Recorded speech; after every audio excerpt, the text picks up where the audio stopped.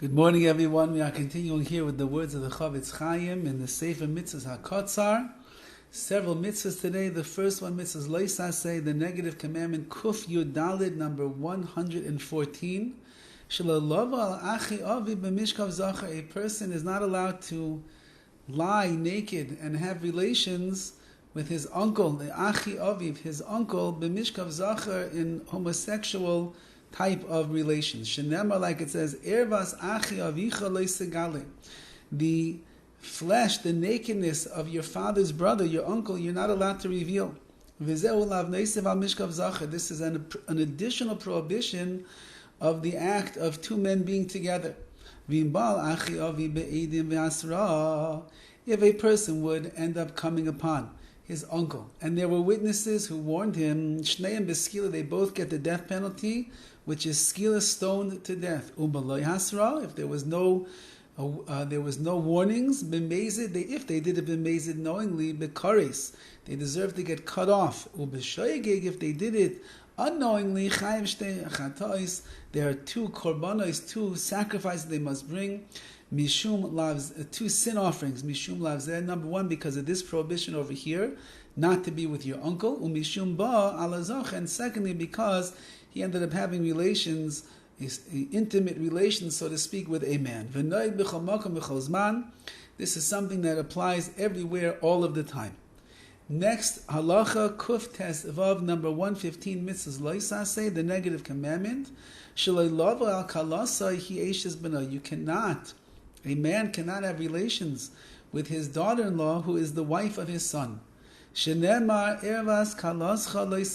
says the nakedness of your kalascha, of your daughter-in-law, you should not reveal. You cannot reveal. Whether your son who's married to her is alive, even if he divorced her, she always has the halachic status of being your daughter-in-law, and she's off limits. Even if your son passed away and the daughter-in-law is now a widow, you are not allowed to marry her.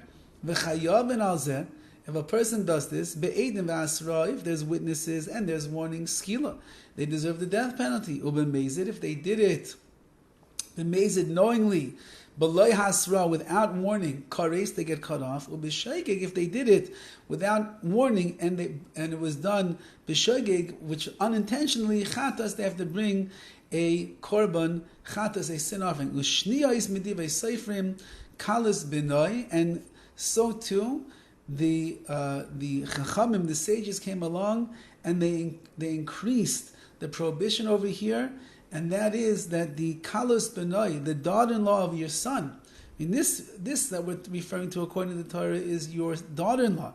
Now, what about if your son goes and he has a child, and that child ends up getting married? That's the daughter-in-law of your son becomes your daughter-in-law once removed. So too, that's also going to be aser ve'ein lo hefsek, and there's no break, meaning all the generations down, you cannot be with the daughter-in-laws of your children and grandchildren. The kalas bitay bilvad, and that is the kalas bitay, that is the daughter-in-law of one's daughter as well, cannot be with.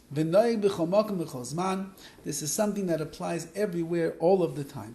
And the last mitzvah today, kuf tes zayin, which is 116 mitzvahs loisaseh, the negative commandment, shalalav al zachar, a man is not allowed to lie carnally with another man.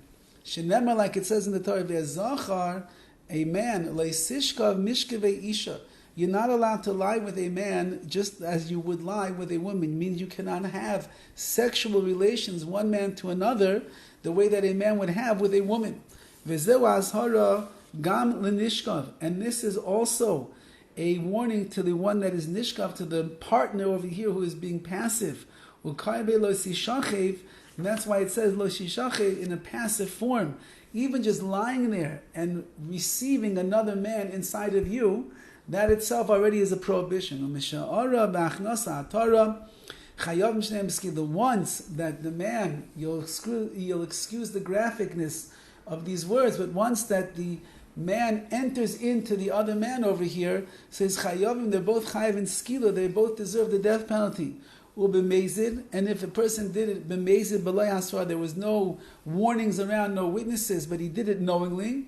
Kores, he gets cut off. Ubishogig, if he does it unintentionally, chatos, he still has to bring a sin offering. This is something that applies everywhere, all of the time. Obviously, this is very controversial in the world today.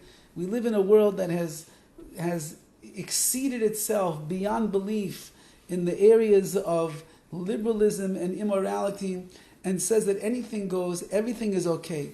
But HaKadosh Baruch Hu says over here in the Torah that it's not okay.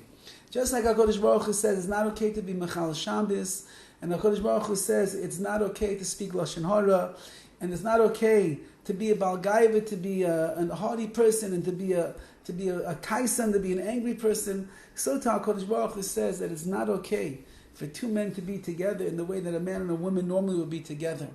And therefore there are movements in the Orthodox world to help rehabilitate and facilitate a person who struggles with such things. Imagine there are people that are out there that are known as sex addicts, which means they simply say they cannot control themselves. A man sees a woman and he feels that he has to have relations with her. And he's a womanizer, and he cheats on his wife, and he has hundreds of girlfriends, and it's a lowly life. But if you ask the guy, why are you doing such a thing? He says, I can't control myself. I have taivas, I have desires, and I can't hold myself back. The Torah would say about such a person, learn how to control yourself. You do have taivas, okay. You do have things that are leading you and luring you on over here. But the Torah wants a person to act like a mensch. You have one wife, and you're loyal to one wife, and you raise a family, and you have a family unit, and you have children, and you remain an example and a role model to them. And therefore, even though you claim that you cannot control yourself, you could control yourself. And similarly over here, even if a person would say, well, those are the taivas, those are the desires that they have, and therefore it leads them and lures them in a certain direction, the Torah says, but HaKadosh Baruch Hu wants you to control yourself. He wants you to maintain a regular lifestyle. That's a wife, and that's children, and that's a family unit.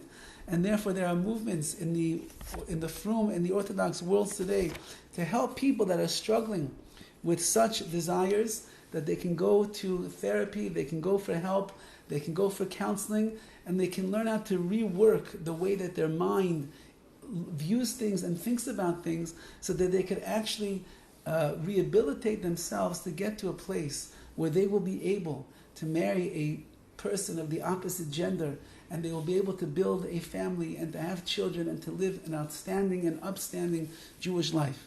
So if the Torah says that something is asur, that means that everybody has the ability to keep that mitzvah. It might be harder for some people than others, but at the end of the day, HaKadosh Baruch Hu gives special siyata d'shemaya, special heavenly assistance for those that call upon Him and ask for it, and He will help them fulfill all of the mitzvahs that we have in the Torah.